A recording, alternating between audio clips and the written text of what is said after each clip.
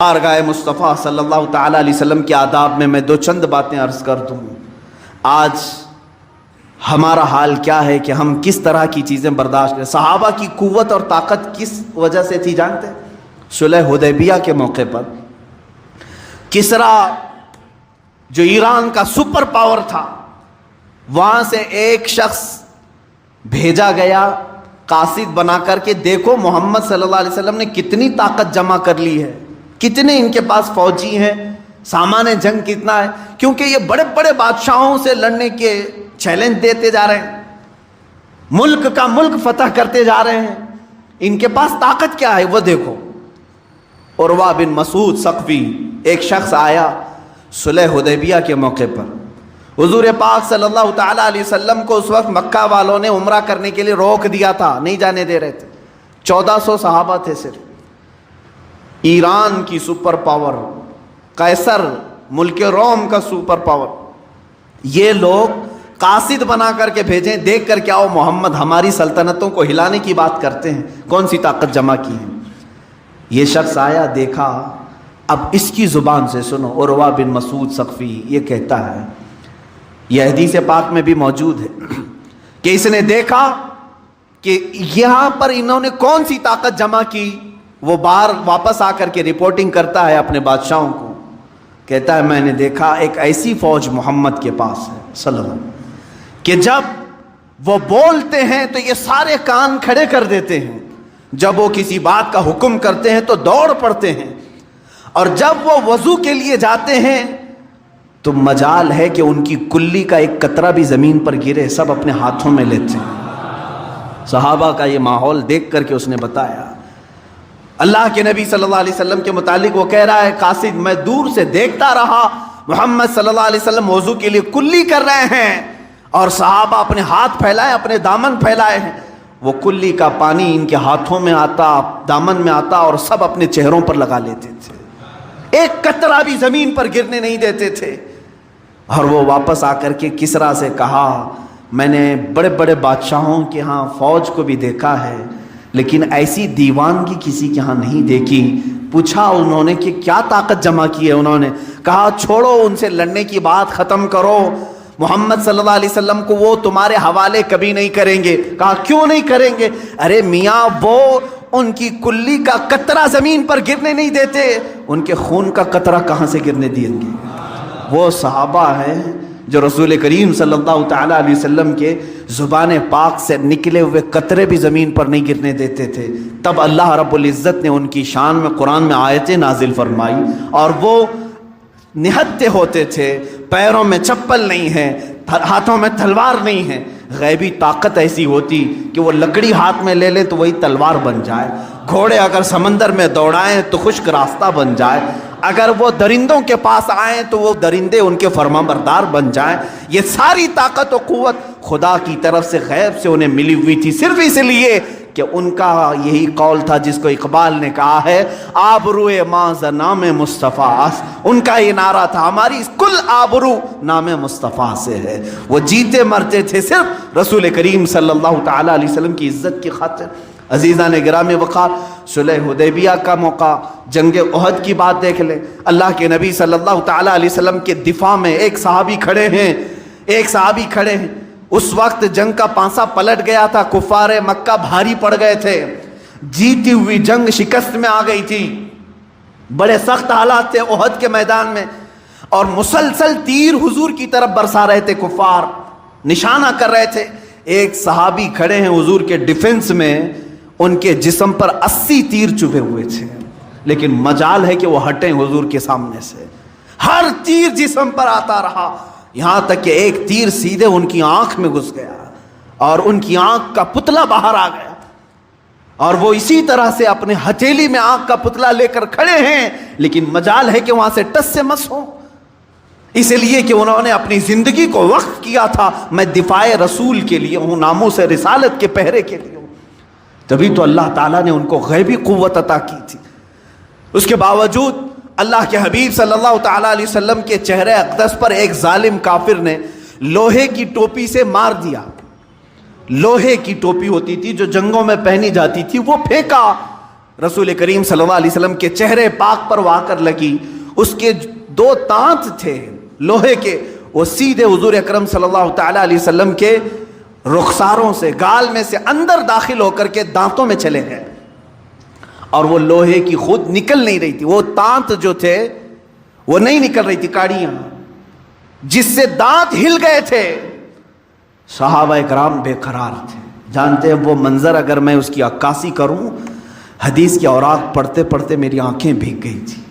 صحابہ ٹوٹ کر کے میرے آقا کے پاس آئے. صدیق اکبر کہتے ہیں یا رسول اللہ, میں یہ دانت کے یہ کاڑیاں میں نکال دوں گا, یہ کڑیاں میں نکال دوں گا. حضرت عمر ہیں, حضرت عثمان ہیں, اور دیگر صحابہ ہیں. وہ لوگ کسی نہ کسی طرح سے یہ رسول کریم صلی اللہ تعالی علیہ وسلم کے رخسار میں چبھے ہوئے ان کڑیوں کو نکالنا چاہتے ہیں. کس حالت میں جانتے ہیں؟ کس حالت میں؟ ان صحابہ میں سے ہر ایک کے جسموں پر بڑے بڑے تیر چبھے ہوئے ہیں. وہ تیروں کے ساتھ حضور کے ساتھ کھڑے ہیں. کسی کو اپنے جسم کا تیر نکالنے کی فکر نہیں, رخسار رسول پر لگی ہوئی کڑیاں نکالنے میں وہ بے قرار ہیں.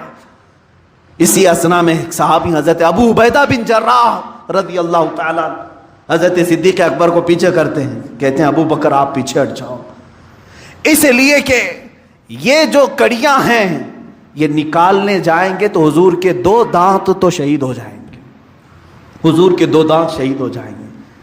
حضرت ابو بکر صدیق نے کہا تو نکالنا تو ہوگا ورنہ یہ زہر پیدا کر سکتا ہے. حضرت ابو عبیدہ بن جراح آئے, اجازت مانگی, یا رسول اللہ صلی اللہ علیہ وسلم مجھے نکالنے کی اجازت ہے. کیسے نکالا جانتے ہیں؟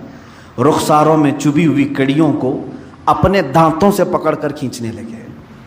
ہاتھ سے نکال سکتے تھے, دانتوں سے پکڑ کر کھینچنے لگے. جب دانتوں سے کھینچا آپ نے تو حضور صلی اللہ علیہ وسلم کے 2 دانت شہید ہوئے, ساتھ ہی حضرت ابو عبیدہ بن جراح کے 4 دانت ٹوٹ گئے, ان کے دانت ٹوٹ گئے. جب وہ کڑی کھینچ کر کے نکالے ان کے دانت بھی ٹوٹے. اس کے بعد وہ کھڑے ہو کر کے مسکراتے ہیں, کہتے ہیں ابو بکر میں نے آپ کو صرف پیچھے اس لیے ہٹایا کہ ہاتھ سے نکالتے تو ہمارے ہاتھ کو تو کچھ نہیں ہوتا لیکن رسول پاک کے دانت شہید ہو جاتے ہیں. میں نے اپنے دانتوں سے اس لیے نکالا کہ حضور پاک صلی اللہ علیہ وسلم کے اگر 2 دانت جائیں تو پھر ہمارے منہ میں کسی کے دانت ہونا ہی نہیں چاہیے, ہم سلامت کیسے رہیں. جب میرے دانت گر گئے تو مجھے اللہ رب العزت کی ذات پر یہ یقین ہوا کہ مولا تبارک و تعالیٰ مجھے معاف فرمائے گا کہ میرے بھی کفارے کے طور پر دانت گئے ہیں. وہ صحابہ کی الفت تھی میرے عزیزوں, وہ صحابہ کی الفت تھی. ان کے بارگاہ مصطفیٰ کے جو لگاؤ ہیں, یہ آداب ہیں, یہ آج دہرانے کی ضرورت ہے. امت بھول چکی ہے ان معاملات. حضرت ابو ایوب انصاری رضی اللہ تعالیٰ میزبان رسول ہیں, سب کو معلوم ہے. جب مدینہ حضور تشریف لائے تو اونٹنی حضرت ابو ایوب کے گھر پر رکی. فیصلہ یہی ہوا تھا کہ جہاں اونٹنی رکے گی وہاں پر حضور آرام کریں. ابو ایوب انصاری رضی اللہ تعالیٰ عنہ یہ وہ صحابی ہیں جن کو حضور کی میزبانی کرنے کا شرف حاصل ہے. 2 منزلہ گھر تھا, ایک نیچے ایک اوپر. حضور صلی اللہ تعالیٰ علیہ وسلم جیسے تشریف لائے, حضرت ابو ایوب انصاری نے کہا حضور آپ کو جو پسند ہے وہ آپ قبول فرما لیں. اللہ کے حبیب صلی اللہ علیہ وسلم نے فرمایا میں نیچے کا حصہ پسند کرتا ہوں. لوگ ملنے والے آتے جاتے رہیں گے. تقریباً 7 یا 8 مہینے تک میرے آقا کا قیام ان کے گھر پر رہا ہے. ملنے والے آتے جاتے رہیں گے, مجھے نیچے رہنے دو. نیچے اللہ کے حبیب صلی اللہ علیہ وسلم رہنے لگے. حضرت ابو ایوب انصاری اور ان کی زوجہ اوپر گئے, جاتے ہی بے قراری آ گئی. اللہ کے حبیب صلی اللہ علیہ وسلم نیچے آرام فرما ہیں اور ہم اوپر کیسے سوئیں. پوری چھت پر سوتے نہیں تھے, کونے میں دبک کر بیٹھے رہتے تھے. پوری رات بیٹھے ہوتے. وہ کہتے کہ یہ ادب کے خلاف ہے, اللہ کا حبیب زمین پر سو رہا ہو اور میں پہلے منزلے پر کیسے سوؤں. نہیں سوتے تھے, پوری رات اس طرح سے کونے میں بیٹھے رہتے. ایک دن ان کے گھر میں پانی کا مٹکا مٹی کا تھا, ٹوٹ گیا, پانی بہہ گیا چھت پر. چھپرے کی چھت ہوتی تھی. جانتے ہیں حضرت ابو ایوب انصاری کے ہاں ایک ہی کمبل تھا, ایک ہی لحاف تھا. وہ پورا لحاف انہوں نے پانی میں بھگو دیا. جو کپڑے تھے وہ پھاڑ پھاڑ کر پانی میں بھگو دیا, جمع کر لیا. سخت ٹھنڈیوں کی راتیں تھیں. اسی لحاف کو شوہر اور بیوی دونوں اوڑھ کر کے صبح تک بیٹھے رہے، صرف اس لیے کہ پانی کا ایک قطرہ بھی میرے مصطفیٰ کی ذات پر نہ جائے، اللہ کے حبیب صلی اللہ علیہ وسلم کی نیند میں خلل نہ آنے پائے۔ یہ مقام مصطفیٰ صحابہ اکرام سے سیکھو میرے عزیزوں۔ ان دلالوں سے کیا سیکھو گے جو آج حکومت کے تخت پر بیٹھے ہیں، جن کو نام مصطفیٰ کی کوئی قدر نہیں۔ اسی لیے سرکار مفتی اعظم ہند رضی اللہ تعالیٰ عنہ نے اعلان کیا تھا مدینہ طیبہ میں، تیرے حبیب کا پیارا چمن کیا برباد، الہی نکلے یہ نجدی بلا مدینے سے۔ اللہ ان کی دعا قبول کرے، ان ظالموں کو جزیرۃ العرب سے دور کرے۔ آج دل روتا ہے میرے عزیزوں، رسول کریم صلی اللہ تعالیٰ علیہ وسلم کی عظمت پر حملے کرنے والے وہ لوگ ہیں جو ٹڈی دل ہیں، ان کے ہاں کوئی ہمت نہیں۔ اگر مسلم دنیا صرف اور صرف ایک بار ان سے یہ کہہ دے کہ اللہ کے حبیب صلی اللہ تعالیٰ علیہ وسلم کے لیے ہم جان بھی فدا کرتے ہیں، ہم اپنے ہر جمعہ کے خطبے میں یہ کہتے ہیں الا لا ایمان لمن لا محبت لہ، اس کا ایمان ہی نہیں جس کے سینے میں ان کی محبت نہیں۔ ہم تو انہی کی محبت میں جینے مرنے کی قسمیں کھاتے ہیں، لہٰذا اس نبی کی ذات پر کچھ نہ کہو، ہمیں جو کوسنا ہے کوسو، ہم تو برے ہیں، ہم بد اخلاق ہیں، ہم بد عمل ہیں، ہمیں گالیاں دے دو، لیکن میرے آقا صلی اللہ تعالیٰ علیہ وسلم کی شان میں کچھ نہ کہا جائے۔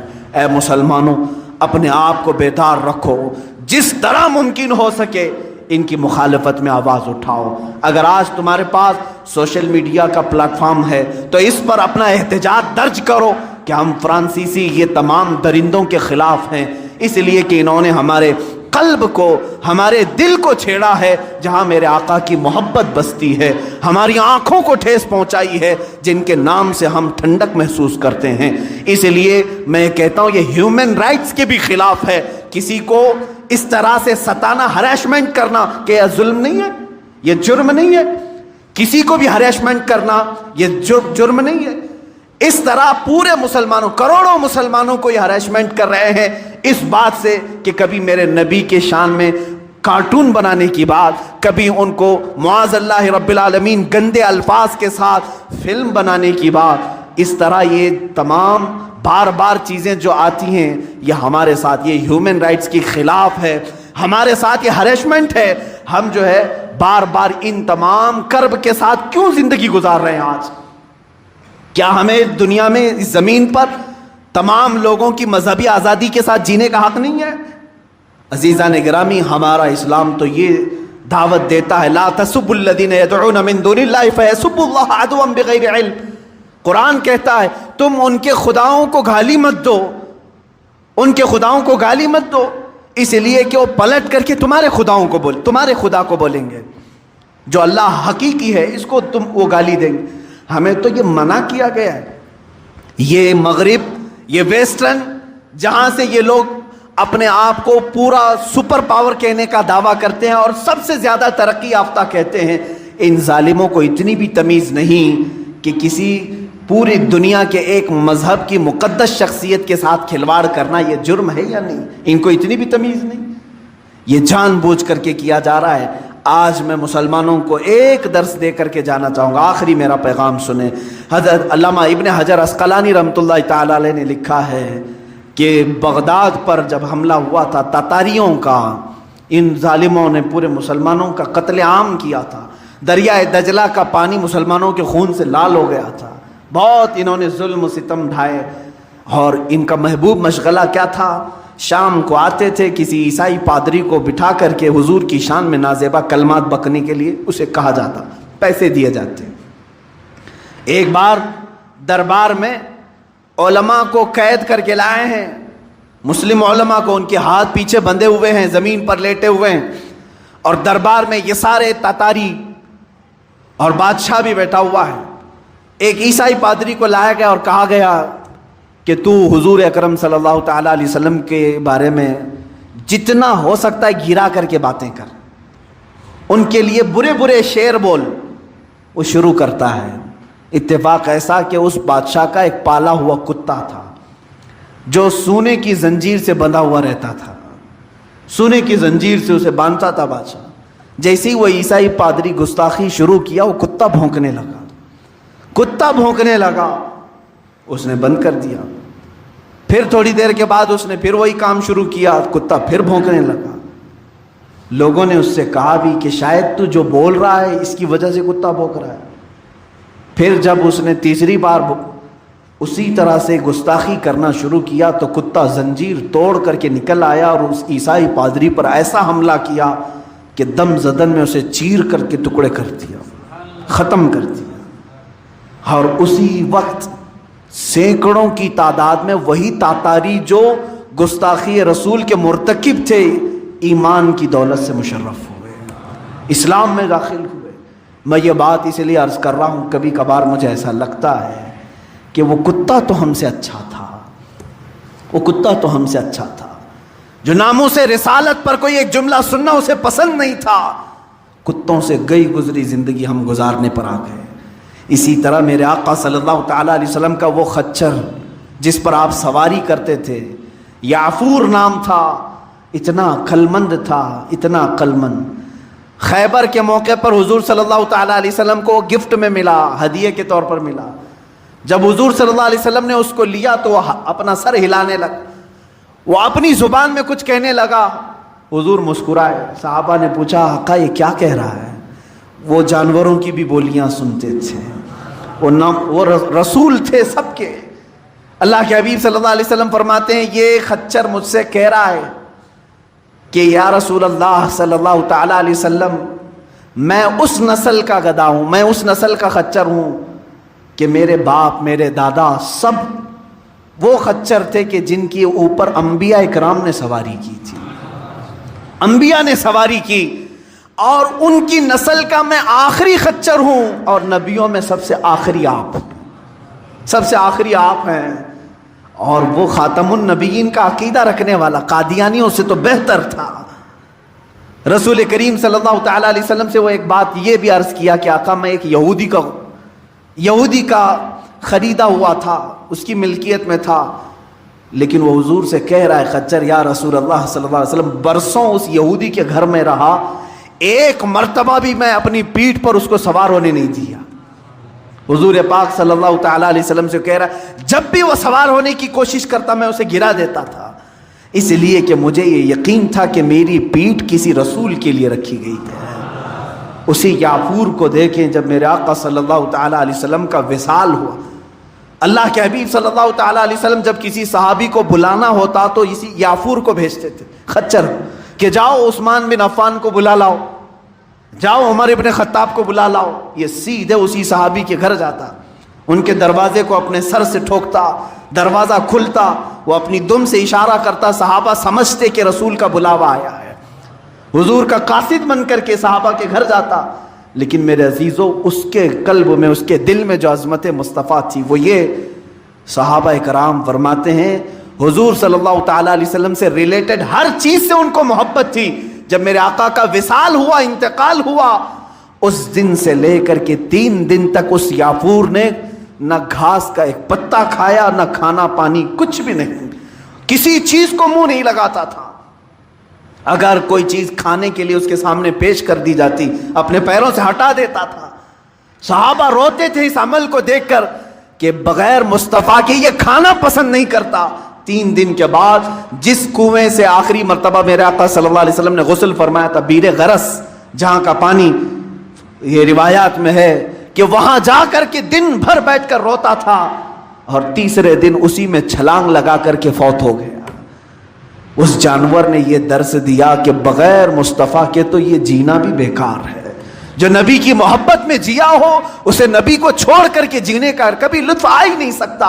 اسی لیے میں اب اپنی گفتگو بھی اسی پر ختم کرتا ہوں. اے مسلمانوں سمجھ جاؤ, آبرو معاذ نام مصطفیٰ اس, آبرو معاذ نام مصطفیٰ اس, ہماری آبرو اور ہماری عزت مصطفیٰ کریم کے نام سے ہے. درد دل مسلم مقام مصطفیٰ اس, اگر دل درد کرے تو صرف مصطفیٰ کے لیے کرے. اسی لیے قرآن نے بھی ہمیں یہی تاکید کی ہے کہ جو رسول دے دیں وہ لے لو, جو رسول منع کر دیں اسے چھوڑ دو. افسوس ہے ہم اللہ کے حبیب صلی اللہ علیہ وسلم کی محبت کے دعوے کرتے ہیں. مجھے شرم آتی ہے اس بات کی کہ جب قبر میں ہمیں بند کر دیا جائے گا اس نبی کونین کے سامنے ہم اپنا چہرہ کیسے کر پائیں گے؟ اگر اللہ کے حبیب صلی اللہ تعالیٰ علیہ وسلم کے سامنے ہو کر ہم سے سوال کر لیا گیا کہ میری عزت پر, میری ناموس پر, میری عزت پر حملے ہوتے تھے اور تو گھر میں بیٹھ کر کے روٹیاں سیکتا تھا, تیرے گھر میں اچھے کھانے پکتے تھے, کبھی تو نے غم کا اظہار بھی نہیں کیا, ہمارے پاس کوئی جواب نہیں ہوگا.